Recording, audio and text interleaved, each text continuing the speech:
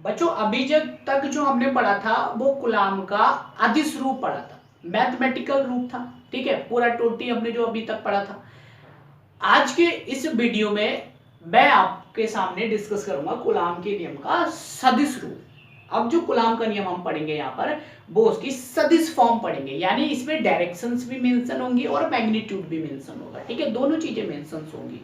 तो उसके बारे में यहाँ पर हम डिस्कस करेंगे और बहुत अच्छे से एक्सप्लेन करूंगा मैं, अच्छे से समझना, ठीक है, छोटा सा डेरिवेशन है इसका, अच्छे से सॉल्व करेंगे।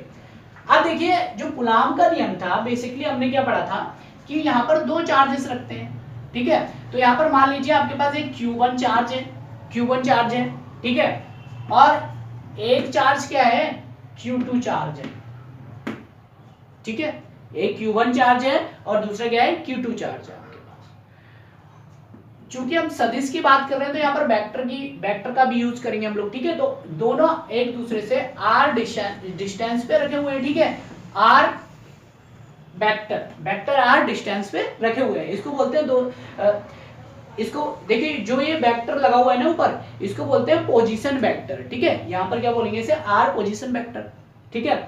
अब यहाँ पर मान लीजिए ये प्लस का चार्ज है, ये भी प्लस का चार्ज है, ठीक है, या यहाँ पर एक पॉजिटिव ले लिए एक नेगेटिव ले लीजिए, आप कुछ भी चाहें वो ले सकते हैं, आपकी इच्छा है, ठीक है। तो यहाँ पर मान लीजिए हमने दोनों पॉजिटिव चार्ज ले लिया। अब एक बात सोचिए, जब इन दोनों को पास में लेकर आया जा रहा है, r डिस्टेंस पे रखा जा रहा है, तो इस पे कुछ ना कुछ फोर्स अप्लाई होगा, इस आवेश पर भी और इस आवेश पे भी, दोनों पे फोर्स अप्लाई होगा। Q1 लगाएगा Q2 पे फोर्स और Q2 लगाएगा Q1 पे फोर्स। तो एक चीज सोचो, दोनों क्या है, पॉजिटिव पॉजिटिव चार्जेस हैं तो रिपल करेंगे तो क्या होगा, ये चार्ज जो होगा इसके फोर्स से क्या इस डायरेक्शन में भागेगा, ये डायरेक्शन रहेगी इसकी, ठीक है, और इसके फोर्स से ये चार्जेस क्या कहां जाएगा, यहां इस साइड में जाएगा, इस डायरेक्शन में। समझ में आ गई बात। अब अगर चेंज कर दें आवेश, मतलब यहाँ पे नेगेटिव रख दें और यहाँ पे पॉजिटिव रख दें, या यहाँ पे नेगेटिव रख दें यहाँ पे पॉजिटिव रख दें, मतलब डिफरेंट टाइप के चार्जेस रख दें, तब क्या होगा, तब ये दोनों एक दूसरे को अट्रैक्ट करेंगे, तो क्या होगा, ये यहां भागेगा और ये यहां भागेगा। तो एक चीज समझ में आई, क्या चीज, कि कैसे भी पोजीशन में हम रखें, चाहे सेम चार्जेस रखें चाहे डिफरेंट टाइप के चार्जेस रखें, तब भी क्या होगा, हमेशा जो डायरेक्शन होगी फोर्स लगने की वो क्या होगी, हमेशा अपोजिट होगी जो डायरेक्शन होगी, है ना, एक इस साइड में लगेगा तो एक इस साइड में लगेगा, और सेम चार्ज वो डिफरेंट टाइप के चार्जेस होंगे तो एक ऐसे लगेगा एक ऐसे लगेगा, तो हमेशा क्या रहेगी, दोनों चार्जेस की जो फोर्स लगने की जो डायरेक्शन होगी वो हमेशा क्या रहेगी, चेंज रहेगी, अलग अलग अपोजिट डायरेक्शन रहेगी, ठीक है, ये बात हमारे समझ में आ गई। अब इसी को हमें प्रूफ करना है मैथमेटिकली, अब इसको हम प्रूफ करके लेके आएंगे सदिश फॉर्म में, ठीक है, कि कैसे प्रूफ करना है इसके बारे में हम समझेंगे। अब मान लीजिए यहाँ पर r यूनिट वेक्टर है, ठीक है, और Q1 के कारण Q2 पे जो फोर्स लग रहा है वो मान लीजिए यहाँ पर F21 लग रहा है, और Q2 के कारण Q1 पे जो फोर्स लग रहा है वो लग रहा है F12 लग रहा है यहाँ पर, ठीक है, इन दोनों के ऊपर वेक्टर लगा देते हैं फोर्स पे, क्योंकि यहाँ पर हम सदिश फॉर्म की बात कर रहे हैं। अब देखिए बाकी सारी चीजें आपको ऐसी लिखनी है कि मान लीजिए एक Q1 चार्ज है एक Q2 चार्ज है, ये दोनों r पोजीशन वेक्टर की दूरी पर रखे हुए हैं, यहाँ पर एक r यूनिट वेक्टर है, और Q1 के कारण Q2 पे जो फोर्स है वो F21 है, ठीक है, और Q2 के कारण Q1 पे जो फोर्स लग रहा है वो कितना लग रहा है, वेक्टर F12 लग रहा है, ठीक है, ये सारी चीजें आपको थ्योरी के रूप में लिख लेनी है। अब यहाँ पर आगे कैसे डेरिवेशन करना है उसके बारे में बताता हूँ। अब देखिए यहाँ पर, यहाँ देखो, Q1 के कारण Q2 पर लगने वाला बल, अब आप देखिए Q1 के कारण Q2 पर लगने वाला जो फोर्स है, ठीक है, Q2 पर लगने वाला जो फोर्स है, अगर देखोगे तो क्या मिलेगा आपको, वेक्टर F किसके कारण, Q1 के कारण, तो Q1 के कारण Q2 पे कितना फोर्स लग रहा है, F21 लग रहा है ना, F21, ठीक है, तो F21 is equals to, Coulomb's law हमने क्या पढ़ा था फोर्स का, कि K Q1 Q2 upon r square पढ़ा था ना कूलम्ब्स लॉ में, लेकिन हम सदिश की बात कर रहे हैं यहाँ पर r स्क्वायर, तो यहाँ पर हम लोग क्या लिखेंगे, RQ, क्या लिखेंगे, RQ, अच्छा यहाँ पे अभी खत्म नहीं हुआ है, यहाँ पे लिखेंगे पोजीशन वेक्टर, ठीक है। अभी समझेंगे इसको कि इस फॉर्म में हमें लिखने का क्या रीजन है, इसको लिखा क्यों है, ठीक है, आर क्यू क्यों लिखा है यहाँ पर, अभी समझ जाएंगे। पहले अगली टर्म लिख लेते हैं। अगली क्या है, Q1 Q2 के कारण Q1 पर लगने वाला बल कितना, vector F12 is equals to K Q1 Q2 upon RQ minus R position vector, ठीक है। अब ये माइनस क्यों लिया, अब ये माइनस क्यों लिया, अब देखो माइनस क्यों लिया, यहां पर देखो दोनों क्या है, अपोजिट डायरेक्शन में, चाहे डिफरेंट टाइप के चार्जेस रखो चाहे सेम टाइप के चार्जेस रखो, आप हमेशा क्या रहेंगे, अपोजिट डायरेक्शन में रहेंगे, हमेशा क्या रहेंगे, विपरीत दिशा में रहेंगे। तो एक ये डायरेक्शन को प्रदर्शित कर रहा है और एक उसकी जस्ट विपरीत डायरेक्शन को यहाँ पर इंडिकेट कर रहा है, तो इसलिए हमने एक पॉजिटिव लिया एक नेगेटिव लिया।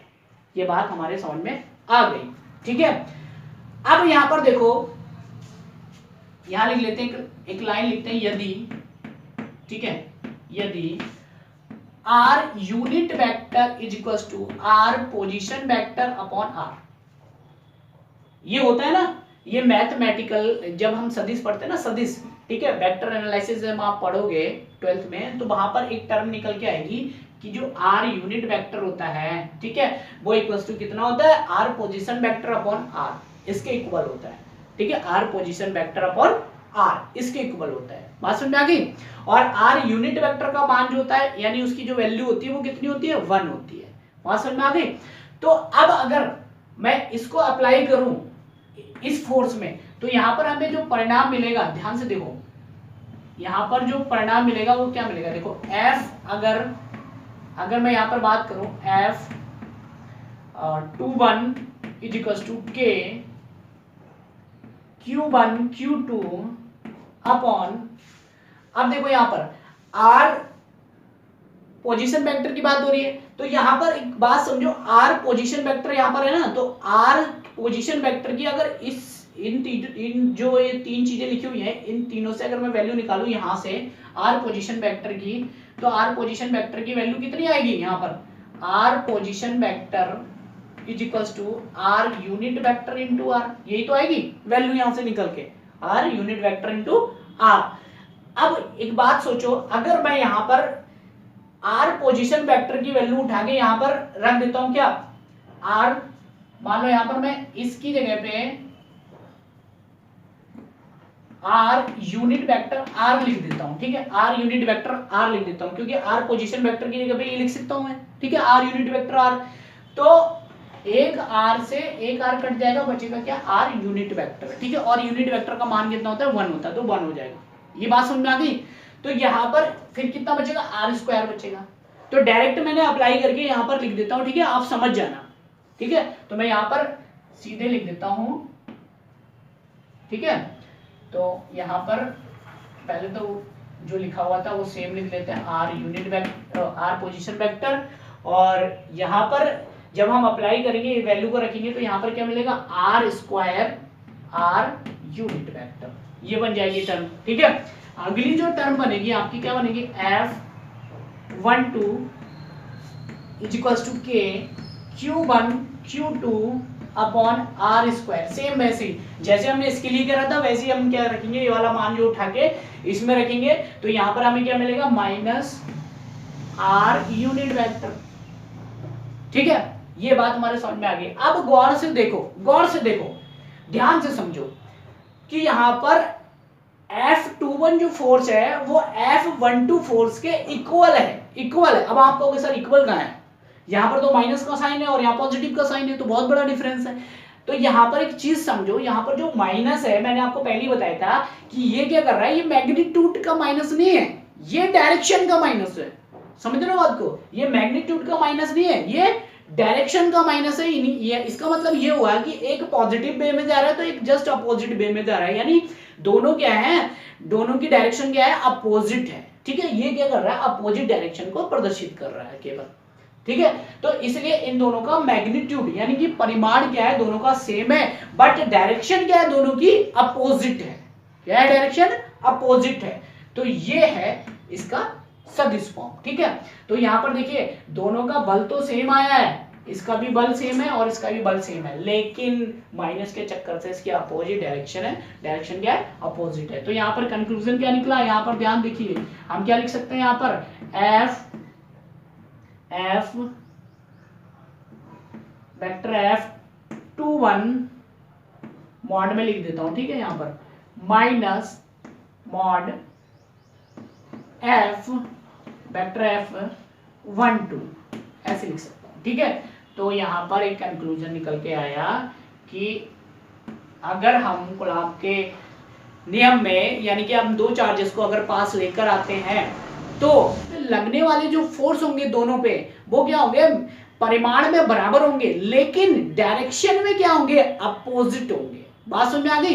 तो दोनों पे जो लगने वाला फोर्स होगा वो परिमाण में बराबर होगा, बट डायरेक्शन में क्या होगा, अपोजिट होगा। तो यहां पर ये कंक्लूजन निकल कर आता है, ठीक है। ये ही है क्या, कूलॉम के नियम का सदिश स्वरूप। तो आई होप बहुत अच्छे से आपको समझ में आ गया होगा। तो अच्छे से नोट कर लो, फिर आगे बढ़ते हैं।